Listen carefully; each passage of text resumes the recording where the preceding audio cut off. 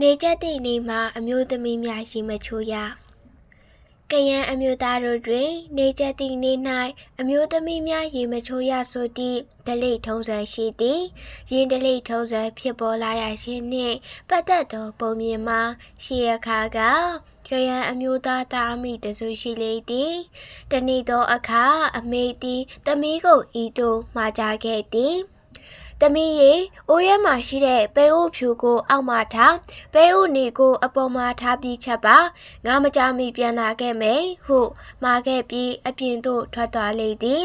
မိခင်မှာခဲ့သည့်စကားများကိုသမီးကနားကြားမှပြီးမောင်လေးရဲ့ခန္ဓာကိုယ်အပေါ်ပိုင်းကိုအိုးအောက်မှာထားခေါင်းကိုအိုးပေါ်မှာထား၍ချက်ပါဟုထင်သဖြင့်မောင်လေးကိုတက်ပြီးကိုယ်အပေါ်ပိုင်းကိုအိုးအောက်မှာထားကာခေါင်းကိုအိုးပေါ်မှာထား၍ချက်လိုက်သည်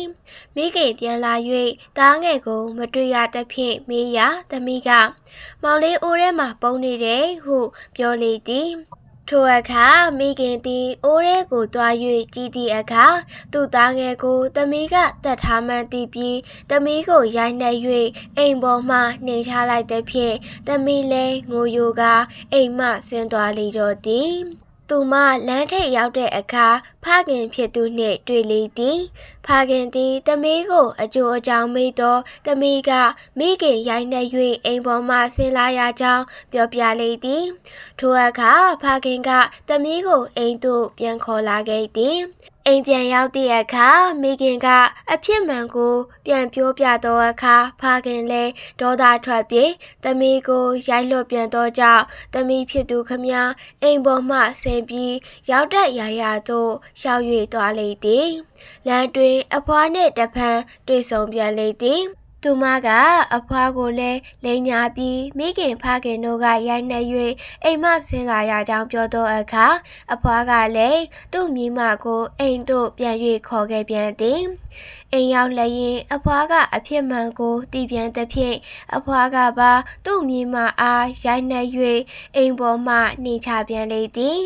သမီးဖြစ်သူလည်းသွားရင်နှင့်တောနက်ထဲသို့ရောက်သွားလေသည်မိခင်ဖခင်နှင့်အဖွားတို့ကလည်းသူ့ကိုအလွန်ဒေါသထွက်သဖြင့်ထပ်၍ရိုက်နှက်ရန်နောက်မှလိုက်လာကြလေသည်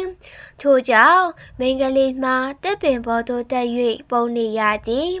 မိခင်ဖခင်နှင့်အဖွားတို့သည်မိန်းကလေးတစ်ပင်ပေါ်သို့တက်နေသည်ကိုသိလျက်တစ်ပင်ကိုခုတ်လဲကြလေသည်ထိုအခါမိန်းကလေးကတစ်ပင်မလဲပါစေနှင့်ဟုဆုတောင်းသဖြင့်တစ်ပင်မလဲသွားပြီ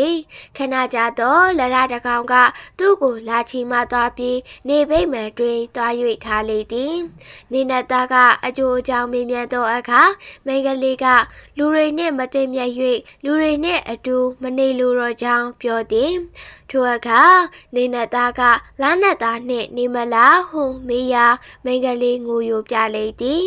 နောက်တစ်ဖန်နေနတ်သားနှင့်နေမလားဟုထပ်၍မေးရာမိန်းကလေးဤမျက်နှာသည်ပြုံး၍နေလေသည်ထို့ကြောင့်နေနတ်သားသည်မိမိနှင့်ပင်အမျိုးသမီးကလေးအားနေစေတော့သည်